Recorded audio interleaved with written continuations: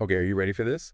Because today, we're diving into the future. I am so ready. Let's do it. All right. We're talking augmented reality, but not just any AR. No. We're talking Meta's super secret project, Orion. Top secret stuff. And guess what?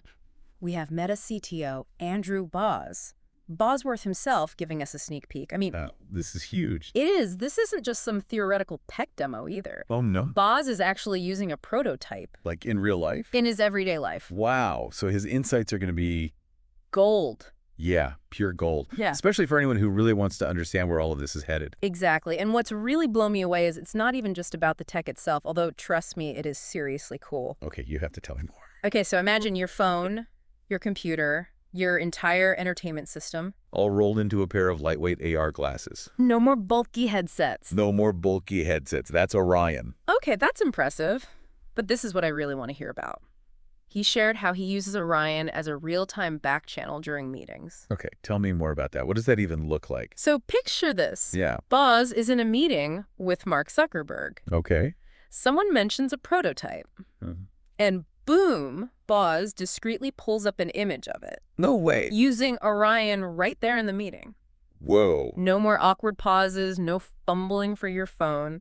It's like having a superpower. It really is. It completely changes the dynamics of communication and information access. Yeah, you're instantly plugged into this extra layer of information, but you're still present in the conversation. Exactly. I have to admit, though, my initial reaction was, isn't this going to make us even more glued to technology? Oh, yeah, I think that's a natural concern. Right. But Boz actually argues the opposite. Really? He believes Orion will make us more present, more engaged in the real world. Okay, I'm listening. How does that work? It all comes down to AI.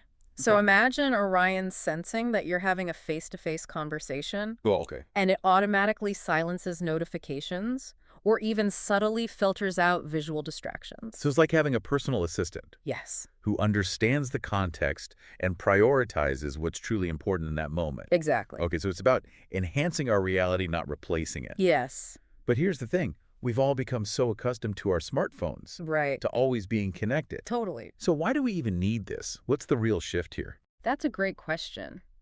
And Boz sees this as the move from transactional tech to integrated tech. Okay. Right now, with our phones, we're constantly switching between tasks, apps, notifications. Yeah, it's exhausting. It is.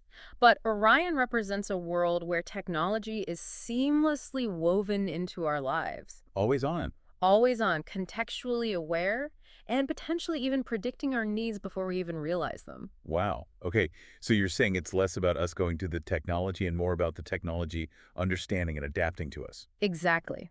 Think about how second nature it is to pull out your phone for directions or to look up a recipe. All the time. Now imagine that information readily available, hands-free, exactly when and where you need it. Okay, now that's where things start to feel truly futuristic. Right. You're cooking, and Orion is right there with you, walking you through the recipe. Maybe even adjusting cooking times based on how the food looks. That's just a taste of what Boz believes is possible. That's wild. It really is. This seamless integration you're describing, Yeah. it makes you wonder, in a world where information finds us, Right. do we even need apps anymore? That's the million-dollar question, isn't it? It really is.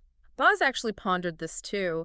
He pointed out that apps, as we know them, Yeah. came about during the rise of human-in-the-loop computing. Human in the loop. Yeah, so it means we were interacting directly with computers in real time. Okay. And apps were how we organize those interactions. It makes sense in that context. Right. But now with AI becoming so advanced Yeah. that it can handle a lot of that back and forth for us, are apps becoming obsolete? Now that's a fascinating thought, isn't it? It is. It really is. I mean, Boz seemed to think that while apps might not disappear entirely, Okay. their role could change drastically. I could see that. He envisions AI agents becoming our primary interface. So instead of me going to open a dozen different apps, Right. I could just talk to my AI assistant. It's exactly. And it seamlessly pulls information and functionality from those apps based on what I need. Based on your needs and what's happening around you? It's like it's reading my mind. In a way, yes.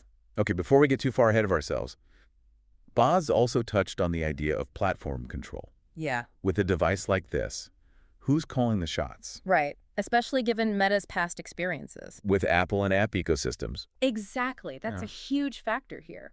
And Bud didn't shy away from that. He acknowledged that, yes, Meta would like more control, Of course. but he emphasized that the driving force behind Orion isn't about owning the platform. It's about something bigger. It is. It's about what he called advancing the technology of connection itself. I love that. It's clear that Mark Zuckerberg is deeply, almost personally invested in making AR and VR the future of how we connect. Yeah. He's been talking about this for years. He has.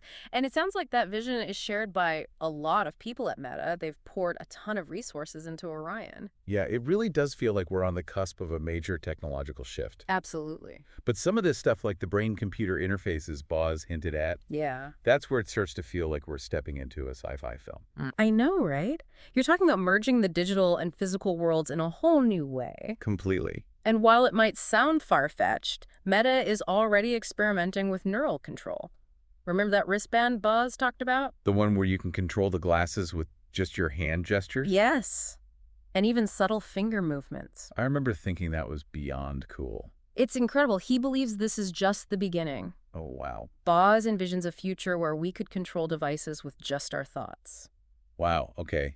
That's both incredibly exciting and a little unnerving. Right. But is that even realistic?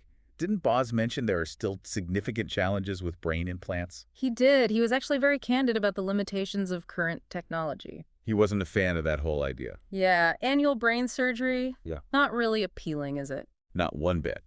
But he did seem open to the long-term potential of brain-computer interfaces. He did. It's like he was saying never say never. Right. But for now, he sees AR glasses as a much more realistic path. Yeah, it makes sense, especially given how impressive Orion already sounds. Yeah. But since we're on the topic of these futuristic interfaces, I have to ask you about something else Boz mentioned. Okay. The idea of AI developing consciousness. Okay. Did that freak you out at all? It's definitely a mind-bending concept. Oh. Like, it gets to the core of what it means to be human. Yeah, for real. And he even shared that story about a study Oh, yeah. where a nonverbal patient regained the ability to communicate through an implant. I mean, if technology can do that now, imagine what it'll be capable of in the future. It's incredible. It's both awe-inspiring and Yeah. a little bit terrifying at the same time. Totally. Hmm. But I feel like Boz wanted to address those fears head on. Yeah. He literally said that it's a category error to think that today's AI is even close to being conscious. He did, which is a good reminder that while Boz is incredibly optimistic about the potential of AI, Yeah. he also sees it as fundamentally different from human intelligence. He even compared current AI to a powerful associative database. Which is a far cry from a self-aware being. Exactly. So no Skynet situation on the horizon just yet? Not according to Boz, at least not anytime soon. But zooming out a bit from the realm of sci-fi, Okay. he did paint a pretty vivid picture of what the tech landscape might look like in the next decade or so. Remember when he used the example of messenger stickers? And how something as silly as stickers actually changed the way we communicate. Exactly. What starts as a novelty can quickly become totally ubiquitous and reshape how we interact. Yeah. Boz seems to believe we're on the verge of a similar shift with AR and VR. That this is the next big S-curve, like the jump to personal computers or smartphones. Exactly, and it's a bold claim. But the progress we're seeing even now, AR glasses that look like normal glasses, AI that understands natural language, these neural interfaces, it's not just incremental, it's potentially paradigm shifting. So where does that leave us? Well, Boz had a message specifically for developers listening. Okay, I like this. He said, don't just chase the biggest audience right now, meaning phones build for the future, for AR and VR, because that's where the real excitement and, frankly, the potential lies. It's a call to action for anyone who wants to be on the cutting edge of this new wave of technology. Absolutely. And I think it's a good note for all of us to end on. As this technology evolves, how will we choose to engage with it? Will we be creators, early adopters, or skeptical observers? I'm excited to see what path you choose. Me too. This has been an incredible deep dive. It really has. So much to think about. Definitely. Thanks for having me. It was great to break all of this down with you. It was great having you. Thanks for listening, everyone. We'll see you next time.